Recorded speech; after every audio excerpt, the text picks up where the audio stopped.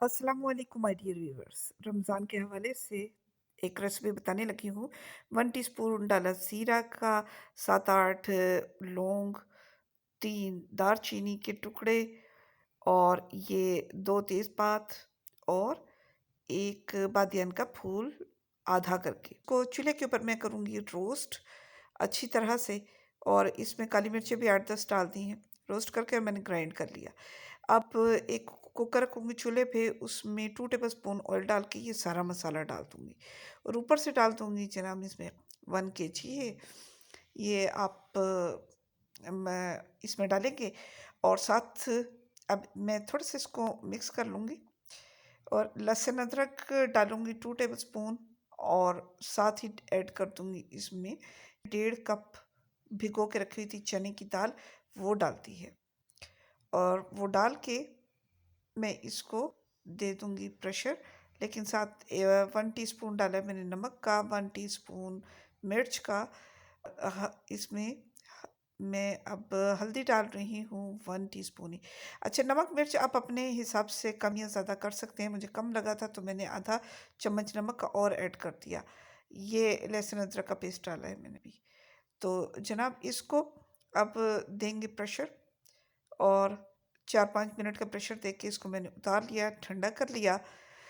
तो अब इसको ठंडा होने देंगे, इतनी देर में मैं इसके लिए मसाले बना लूँगी। अच्छा, अब आप देखें ये पानी इस तरह से ड्राई होना चाहिए। कुछ मेरे व्यूअर्स ने मुझसे इसके बारे में पूछा कि अगर थोड़ा बहुत पानी रह जाता है, क्या करें? सम टाइम पानी खुश्क नहीं हो पाता कीमे में से, तो वो भी आपको बताती हूँ क्या करना है। अच्छा, मैंने ले लिया है 1 कप भर के हरे धनिये का और हरी मिर्च 4 और 1 प्याज लेके उसको मैंने अच्छी तरह से चॉप कर लिया है। चॉप करके कीमे में डाल दिया। कीमा मैंने पहले ही ठंडा करके और चॉप कर लिया था बहुत अच्छी तरह से बिल्कुल इसको चॉप करना है। और अब सारी चीज़ों को एक तरफ रख के मैंने ये 3 टेबलस्पून मैंने लिया है। सूजी को चूल्हे पे रख के मैं हल्का सा गर्म करूँगी और इस कीमे में डालूँगी क्योंकि ये मुझे हल्का सा पतला लग रहा है। मेरे कुछ व्यूअर्स ने कहा कि जी उनका कीमा पतला रह जाता है, फिर कबाब सही बनते नहीं हैं। तो ब्रेड क्रम्स डालें तो टेस्ट अच्छा नहीं आता, क्या करें? तो उनकी फरमाइश पे ही हूँ।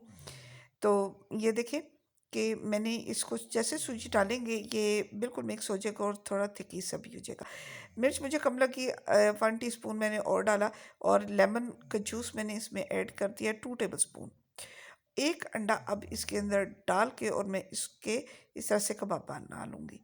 अच्छा, अगर आप अंडा ना डालना चाहें, जो लोग अंडा पसंद नहीं करते या एलर्जी है उनको, प्रोटीन एलर्जी, तो वो ऐसे भी कबाब बना के और फ्रीज़ कर सकते हैं और बाद में उसको फ्राई कर सकते हैं। ये फ्राई करें, रमज़ान के लिए बनाएं, इंजॉय करें और मुझे दुआओं में याद रखें। मेरे चैनल को सब्सक्राइब करना तो भूलिएगा ही मत। इजाज़त दीजिए, अल्लाह हाफ़िज़।